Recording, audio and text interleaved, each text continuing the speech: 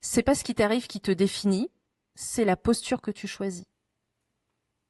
Moi, c'est Virginie, et aujourd'hui, je suis avec Priscilla. Et on avait envie de parler de l'importance d'oser rester soi-même et de s'écouter, surtout à travers les grandes épreuves de vie. Alors Priscilla, je sais que tu as traversé énormément d'épreuves difficiles dans ta vie, et tu les as toujours surmontées avec énormément de force et d'intuition, ce qui m'a toujours assez impressionnée.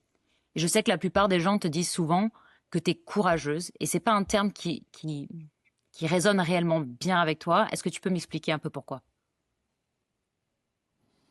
Parce que je pense que je me suis jamais vraiment sentie courageuse en fait, tu vois, c'est plus, tu sais, on parle beaucoup d'état d'esprit, de mindset positif à toute épreuve, etc.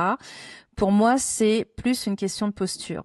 Je suis toujours restée moi-même parce que je pars du principe que j'ai pas à plaire aux gens ou à répondre à une norme, tu vois, j'ai avancé en étant moi-même, avec mes pensées, ma façon de voir les choses, ma façon de m'exprimer, et surtout, j'ai jamais attendu qu'on vienne me sauver. Oui, tu me dis souvent d'ailleurs que tu n'as jamais réclamé quoi que ce soit. C'est assez fort quand même. Est-ce que tu peux m'expliquer un peu plus pourquoi tu dis ça, justement? Parce qu'en fait, j'ai remarqué avec le temps que moins tu réclames et plus tu reçois. Alors, c'est pas de la magie, hein, mais c'est juste parce que tu es dans l'action. Attendre que ça se fasse tout seul, qu'un sauveur arrive, ça ne m'a jamais parlé. Moi, je suis convaincue que quand tu prends des décisions alignées avec toi-même, la vie te répond. Des choses se présentent à toi. Oui, et pourtant, malgré tout, c'est ça qui est assez intéressant, c'est que tu dis que les choses arrivent, mais finalement, ton parcours, il a vraiment pas été simple. Tu as traversé énormément de choses et tu as quand même réussi à les surmonter. Disons que entre mon enfance en tant qu'enfant parentifié, le fait de partir à 18 ans, quand je découvre la vérité sur ma famille, avoir eu 4 enfants en 6 ans, mon divorce, mes soucis de santé, ma reconversion, si tu veux, à chaque fois, j'ai fait ce qui me semblait juste pour moi, sur le moment. Même quand je voyais pas forcément où ça allait me mener, tu vois. J'ai jamais regretté mes choix parce que ça m'a toujours amené vers quelque chose de mieux. Et à chaque fois, lors de ces transitions, choisies ou pas, hein, d'ailleurs, j'ai pris des décisions qui pour moi étaient les meilleures. J'ai jamais regretté ces choix parce qu'ils m'ont toujours conduit vers de belles opportunités. J'ai toujours aimé ma vie en profitant à fond du moment présent. Et ça, c'est important. Être exposé, si tu veux, à ces nombreux défis, ça a développé la confiance, ça m'a aidé à prendre des décisions et ça m'a donné ce sentiment profond d'être capable d'affronter la vie et pas de la craindre. Et c'est comme ça, en fait, que tu découvres ta propre puissance. Ouais, en fait, tu t'es resté beaucoup dans le mouvement, finalement. Tu t'es jamais attardé dans cette douleur, dans ces moments de douleur. Et je sais que tu me disais même avant que tu pensais avoir une bonne étoile. Euh, Ce qui est assez marrant parce que malgré tout, quelqu'un qui passe par autant d'épreuves que tu es passé aurait plutôt tendance à penser l'inverse.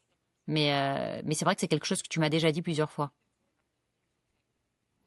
Oui, j'ai toujours pensé que j'avais de la chance, tu vois, que tout m'arrivait facilement. Surtout qu'autour de moi, les gens, quand j'étais plus jeune, me disaient tout le temps, mais c'est toujours tout qui te tombe tout cuit dans le bec.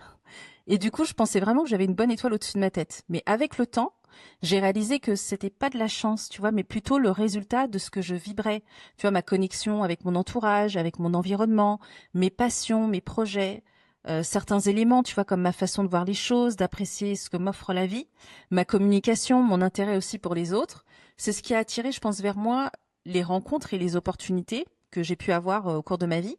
Et avec ce recul, tu vois, j'ai compris que bah, c'était pas de la chance, que c'était juste mon état intérieur, ma façon de voir la vie, de parler, et d'apprendre aussi des gens, tu vois, et garder mon authenticité tout le temps.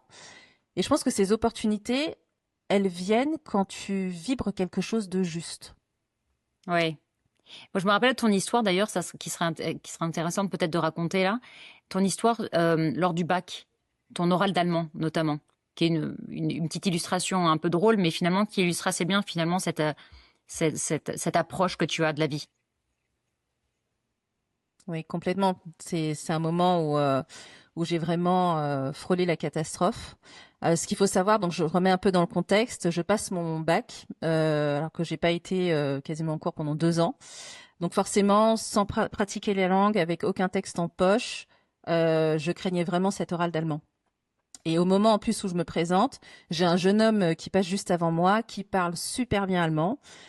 C'était fluide. Enfin, on voyait qu'il arrivait vraiment à converser, qu'il était à l'aise. Enfin voilà, il maîtrisait son sujet. Donc enfin voilà, c'était assez difficile pour moi de me dire que j'allais juste passer après lui. Et au moment où moi j'arrive devant l'examinatrice, donc moi je suis dans mon tailleur bien apprêté. Il faut savoir que je suis en STT commerce, donc il faut arriver, tu vois, apprêté, etc. Et ce qui est quand même assez fou, c'est que je vois, si tu veux, dans le regard de cette femme, qu'elle est impressionnée, tu vois, en me voyant arriver. Et du coup, elle me demande, l'improbable, de choisir mon texte. Et là, je me dis, mais quelle horreur. Parce que là, si je choisis mon texte, elle va s'attendre à ce que je délivre quelque chose d'excellent, alors que je parle pas un mot d'allemand. Donc, je prends stratégiquement le texte le plus court, je le lis, donc ça, la lecture, il n'y avait pas de souci. Et là, elle me pose la première question. Et dans ma tête, je me dis à ce moment-là, alors elle m'a posé une question, et je vais l'enchaîner pendant 10 minutes. Je vais pas lui laisser le temps de me poser une deuxième question, parce que je risque de perdre le fil. Et donc, c'est comme ça que je fais l'épreuve. Et je parle, je m'arrête plus. Je suis à fond. Plus elle me regarde avec ses grands yeux et plus j'ai confiance en moi. Et je me dis, mais en fait, j'assure, mais j'assure complètement et je suis assez fière de moi, tu vois. Jusqu'au moment où elle me dit, mais quel culot. Se présenter au bac avec cet allemand de cuisine. Et là, gros retour à la réalité. En effet, je ne parle pas du tout allemand. Et du coup, voilà, enfin, mon allemand était tellement pourri qu'elle n'avait rien compris du tout. Mais elle me félicite quand même, tu vois. Et ça, c'est assez fou, parce qu'elle me félicite pour mon aplomb, pour le choix de ma filière commerce. Elle me dit, mais au moins, t'as bien choisi ta voie. Et elle me note, et elle me met un 12/20. Et là, je me dis, mais elle est super sympa. Et tu vois, je me dis, à ce moment-là, grâce à elle, j'ai encore une chance d'avoir mon bac. J'étais pas au niveau attendu, mais tu vois, j'y suis allée. Et en donnant le meilleur de moi-même, ben, je me suis rendu compte que ça suffisait à ouvrir une porte. Ce qu'elle a vu quand elle a mis le 12/20, alors évidemment c'est pas mon talent en allemand, hein, mais c'était plutôt mon effort sur ma présentation professionnelle, mon audace, ma posture, ma détermination, et c'est ça en fait qu'elle a noté. Tu vois, c'était pas mon niveau d'allemand. J'adore cette histoire. Mais en fait, c'est marrant parce que c'est quelque chose que tu as appliqué quand tu étais jeune dans cette épreuve du bac, mais c'est quelque chose aussi, c'est une attitude que tu as appliquée dans des choses plus graves ou plus lourdes en fait finalement dans ta vie, comme par exemple quand tu t'es séparé du père de tes enfants. Tu m'as toujours dit que c'est quelque chose qui a finalement laissé de la place pour toi, pour faire d'autres choses. Ce que je trouve assez fort en fait. Oui. Mais oui, parce qu'en fait, ça a libéré de l'espace, tout simplement, hein. De l'espace pour moi, déjà, tu vois, pour faire du sport, pour prendre soin de moi, pour revoir mes amis un peu plus souvent, me lancer aussi dans ma reconversion à RH, ce que je pense que j'aurais jamais faite si je m'étais pas séparée de mon conjoint. Et en fait, à ce moment-là, tu vois, ce que tu dis, c'est que si tu restes dans tes malheurs, si tu continues à te plaindre, tu nourris en fait cette situation. Tu restes en mode victime et donc tu subis. Et moi, je voulais pas subir. Ouais, mais ça veut pas dire que tu nies la douleur. C'est ça en fait. Jamais. Jamais, parce que j'ai beaucoup pleuré, hein, j'ai eu mal. Mais si tu veux, pour moi, ces émotions sont passagères. Elles sont pour moi des messages, tu vois. Je les prends comme des signaux et elles me guident en fait dans mes choix. Elle me montre en fait ce qui me fait mal et ce qui me ferait du bien. Donc, de toute façon, enfin moi je pense que je me fais très vite rattraper par mon identité, peu importe la situation dans laquelle je me trouve, mon identité elle reste. Tu vois, je pense que ce que tu te répètes intérieurement, ça devient ton identité. Il n'y a pas de destin, de hasard. Tu vois, tu t'es vraiment actrice de ta vie. Donc rester en bas, souffrir, ruminer les mêmes choses ne te feront jamais aller mieux. Et donc avancer. Tu vois, c'est impossible d'avancer quand tu es dans ce mood où tu te dis que rien ne va, tu vas pas y arriver et tu cherches pas en fait la lumière. Et du coup, en fait, pour conclure finalement cette conversation aujourd'hui, si tu devais parler à une femme qui maintenant, en ce moment, passe par quelque chose de très difficile, qu'est-ce que tu aimerais lui dire?